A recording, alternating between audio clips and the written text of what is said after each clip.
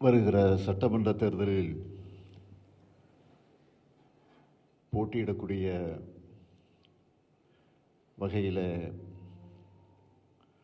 ஒரு மாபெரும் கூட்டணி அமைத்து அந்த கூட்டணி கட்சியில் இடம்பெற்றிருக்கக்கூடிய தலைவர்களை எல்லாம் இங்கு அழைத்து ஒரு சிறிய அளவில் ஒரு கலந்துரையாடல் கூட்டம் போல இது ஏற்பாடு செய்யப்பட்டிருக்கிறது. அப்படி ஏற்பாடு செய்யப்பட்டிருக்கக்கூடிய இந்த கூட்டத்தில் கலந்து கொண்டிருக்கக்கூடிய உங்களை எல்லாம் திராவிட முன்னேற்ற கழகத்தின் சார்பில்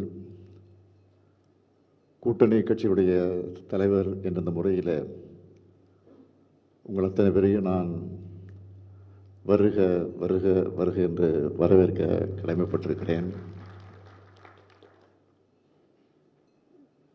நடைபெற இருக்கக்கூடிய இந்த தேர்தலை ஒட்டி நாம் அமைத்திருக்கக்கூடிய இந்த கூட்டணி புதிதாக அமைக்கப்பட்ட கூட்டணி அல்ல. தொடர்ந்து 2 நாடாளுமன்றம்,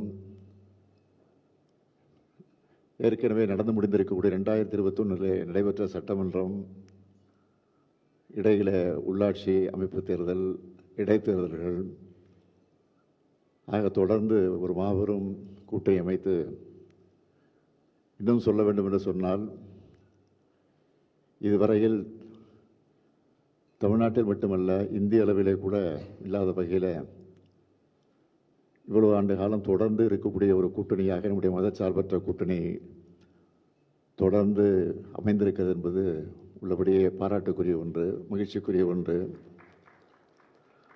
ஆக அப்படிப்பட்ட அந்த கூட்டணியை, மதச்சார்பற்ற இந்த கூட்டணியை 2026ஆம் ஆண்டு, இந்த ஆண்டு சட்டமன்ற தேர்தலிலும் இது தொடர்கிறது. அப்படி தொடரக்கூடிய இந்த தேர்தலில் நாம் எப்படி களம் காண இருக்கிறோம், குறிப்பாக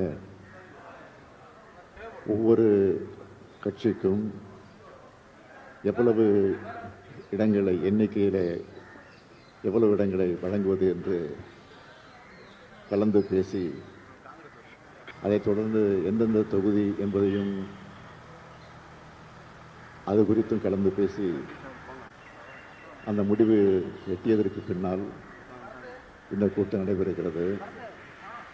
இந்த கலந்துரையாடல் கூட்டத்தை ஏற்பாடு செய்திருக்கிறோம். எல்லாவற்றையும் மறந்து இந்த கூட்டணியை நாம் அமைத்திருக்கிறோம். ஏற்கனவே இந்த கூட்டணியை விட இப்பொழுது இன்னும் சில கட்சிகள் சேர்ந்திருக்கிறது போது உங்களுக்கு தெரியும். இந்த கூட்டணி வெற்றிகரமாக அமைத்திருக்கிறோம். ஆக அப்படி அமைத்திருக்கக்கூடிய இந்த கூட்டணி கட்சியினுடைய தலைவர்கள் எங்களுடைய அழைப்பை ஏற்று வந்தமைக்கு நான் மீண்டும் ஒரு முறை என்னுடைய இதயபூர்வமான நன்றியை தெரிவித்து என் உரையை நிறைவு செய்கிறேன். நன்றி, வணக்கம்.